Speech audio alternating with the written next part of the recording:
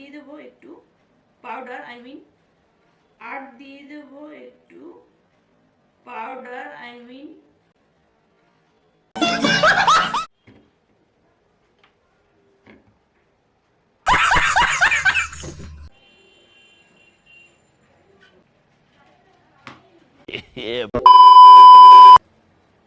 বাড়িতে হঠাৎ অতিথি এসছে, ভাবলাম একটু মিষ্টি দেবো।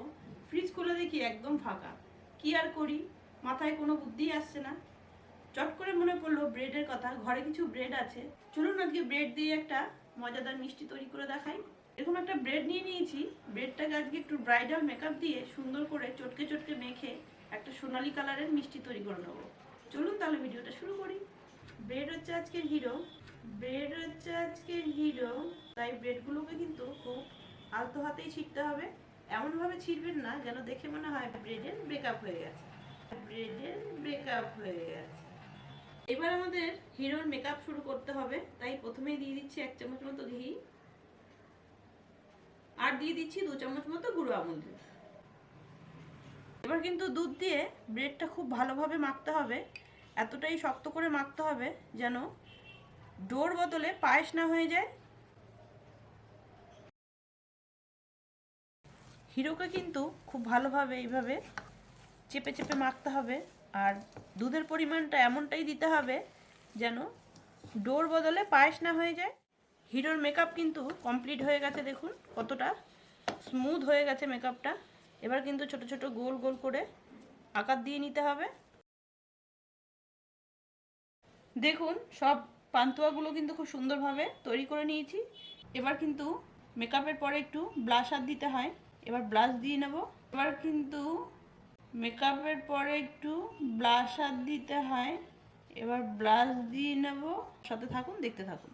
পান্তুয়া মিষ্টিগুলোর জন্য কিন্তু একটা সিরাপ তৈরি করে নিতে হবে। তার জন্য জল আর চিনি ফুটতে বসিয়ে দিয়েছি। জলের মধ্যে চিনিটা ভালোভাবে সেদ্ধ হয়ে গেলেই কিন্তু আমরা নামিয়ে নেব। সিরাপটা কিন্তু একদম রেডি হয়ে গেছে, দেখুন। পান্তুয়াগুলো তেলে দিয়ে দিচ্ছি। পান্তুয়াগুলো যখন তেলে যাচ্ছে আমার দিকে কিন্তু একটু গোড়া গোড়াভাবে তাকাচ্ছে, যে এতক্ষণ ঠান্ডা জায়গায় ছিল আর এখন কিন্তু গরম হয়ে যাচ্ছে, তাই একটু রাগও আছে আমার প্রতি। মেকআপ করার সময় কিন্তু কেউ কমতি যায় না, সবাই চায় সবাইকে সুন্দর লাগুক, তাই সবাইকে কিন্তু একরকমভাবে দেখুন সোনালি কালার করে ভেজে নিয়েছি। আর ঠিক এরকমভাবেই ভেজে নিতে হবে। ঠেলে ফেলে দেবো। পান্তুয়াগুলো কিন্তু এবার একটু কম রাগ করবে, কারণ গরম তেল থেকে উঠে কিন্তু ঠান্ডা এই চিনির শিরার মধ্যে ডুব দেবে। এবার কিন্তু 10 থেকে 15 মিনিট এইভাবেই ঠান্ডা জলে ডুবে থাকবে, তাই ঢেকে রেখে দিচ্ছি। Few moments later. 10 মিনিট পরে কিন্তু ফিরে এলাম পান্তুয়াগুলোকে জল থেকে তুলতে, নাহলে ঠান্ডা লেগে যাবে। দেখুন কত সুন্দরভাবে কিন্তু সফট হয়ে গেছে।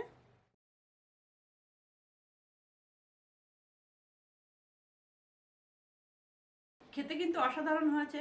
অবশ্যই কিন্তু একবার এইভাবে তৈরি করে কমেন্টে লিখবেন ঠিক কেমন হলো।